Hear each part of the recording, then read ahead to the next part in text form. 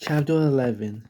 Otis had four other boys with him, each of them lugging a large sack. Otis was carrying a painting in a fancy gold frame. Oscar immediately understood. Otis and his gang had been looting, stealing from houses whose owners had fled the fire. Oscar pulled Jenny closer to him and held Bruno tight. Maybe the boys would just walk by, Oscar told himself. Maybe they were too busy with their stolen trailers to even notice them, but Otis was the type who didn't miss a thing. His yellow-tinged eyes scanned the alley and then landed right on Jenny. He stopped short and the other boys nearly knocked into him. Jenny, he said. He sounded almost friendly. Oscar studied him. The other boys looked around the same age, maybe 14, 15, and two were bigger than Otis, but Otis was the leader, without doubt. For a second, Oscar wondered if Otis wasn't so bad. Sure, he was a crook, but maybe. But maybe Otis was good to the kids in his gang. Didn't Papa say that Euless treated the guys in his gang like brothers? But Oscar saw that Jenny's hands were shaking. Hi, Otis, she said softly. Glad we found you, he said. We need more hands. It's a big night for us. We won't have to work again for a year. Jenny kept her eyes on the ground. So come on, he said. Leave the baby with your buddy here. I'm not baby, Bruno growled. At least one person here wasn't terrified of Otis. Otis smiled. Tough kid, he said, spitting on the ground. We'll take him along too. No, Jenny said, her face suddenly fierce. Otis raised his eyebrows. I quit, she said. You quit? Otis laughed, a strange, high-pitched giggle that raised the hairs on Oscar's neck. He looked around at the other boys, who laughed nervously, but then his face went dead. No one quits my gang, he said in a low voice. You know that? That's how it works. Anger rose up in Oscar as he imagined how Otis had gotten all these kids to work for him. How he picked the ones whose parents were gone, who were starving and desperate to stay out of orphanage. How helpless Jenny must have been when her mother died. She was willing to do anything to keep herself and Bruno out of the orphanage. Even work for that snake.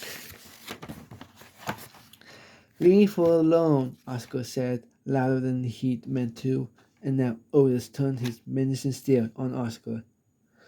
For the first time he realized he'd seen Oscar before. He smiled chinily. You, he said, you looking for your suitcases? You think Jenny's gonna get them back for you? Jenny looked at Oscar in confusion, but then her face seemed to crumble. Otis put the painting down and lunged towards Jenny. No! Oscar cried, and before he realized what he was doing, he sprang forward and gave Otis a hard push in the chest.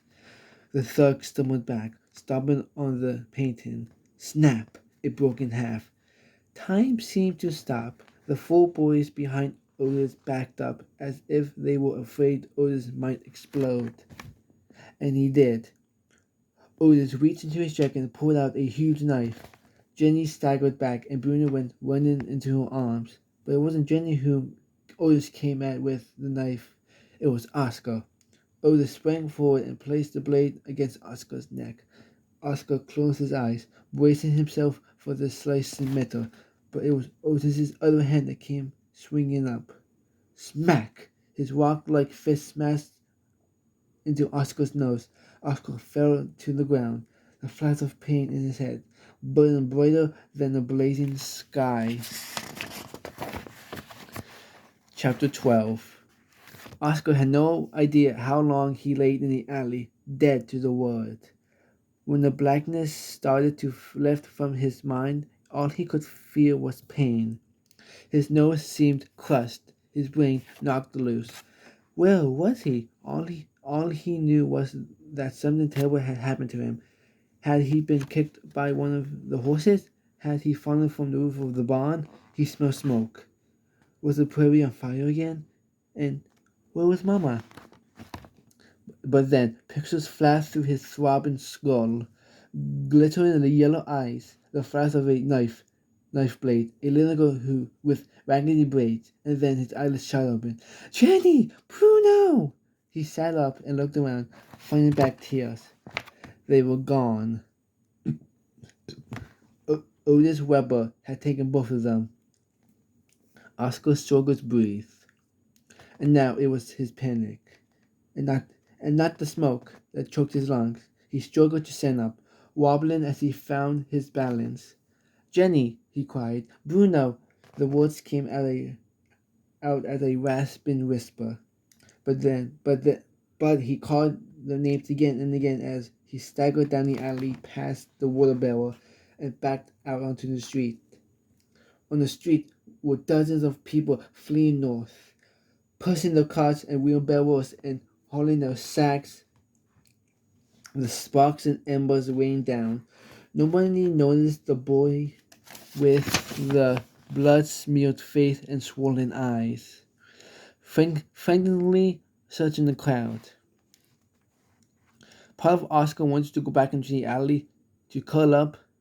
Maybe the wind would sweep him up and carry him back to castle, to anywhere but here. But even in his dazed and muddled state, he knew he would not do that. He had to get to the Palmer house to find Mama and Mr. Mauer. If anyone could find Jenny and Bruno, it was Mr. Mauer. He remembered that Jenny said they were just 1 block away from the hotel. He went back into the alley and then cut through a side street 1 block. He came out on a wide avenue, and there it was, the Palmer House Hotel. The massive building was in flames. The roof had caved in, and piles of crumbled marble and wood lay in heaps in the street. The fire must have been burning for hours. Mama and Mr. Moore couldn't possibly still be here. Fire gushed out of the hotel's windows. Black smoke churned through the roof. But it wasn't the sight of the burning Palmer's house that turned Oscar's insides to jelly. It was what he saw when he turned and looked up the street. It was a gigantic wave of fire. It was wider than the street, with flames towering hundreds of feet into the air. It looked like the sun had burst open, and its fiery blood was gushing onto the city. Oscar understood what was happening, because the same had happened during the castle fire. Smaller fires joined together into one monstrous blaze. Oscar and Mama had heard the terrifying stories from people who had witnessed the fire up close and barely escaped with their lives. They described a fire so big that it seemed to stretch forever across the prairie, and so high it seemed to be trying to roast the moon. It raced across the prairie faster than a horse could gallop. One man swore that a tornado of fire appeared out of nowhere and lifted his house off the ground. These stories haunted Oscar for months. He'd wake up at night soaked in sweat, convinced his house was burning. Walking home from school, he'd keep eyes peeled and aimed at the sky, convinced that a flaming twister was going to carry him away. And now those nightmares were coming true. The wall of fire roared down the street, devouring everything in its path. The wind gusted, a hot and poisonous blast that almost knocked Oscar off his feet. Oscar watched in horror as a blazing sheet peeled off the fire. It swirled through the air, a flaming twister bigger and more horrifying than anything Oscar could have imagined. It flew down the street, hundreds of yards. Boom! It exploded into a tall building, igniting it. Now the street was blocked on both sides, with the flames spreading fast. Oscar stood there, frozen in fear. He had no He had no idea what to do, where to go. But then he heard someone calling his name. Oscar! It rose up above the fire's lying wall, like a kindly giant calling from his castle in the sky. Oscar whirled around. A shadow appeared through the cloud of smoke. He saw a familiar face, and he let himself fall into the strong arms that reached out for him. It was Mr. Marwer.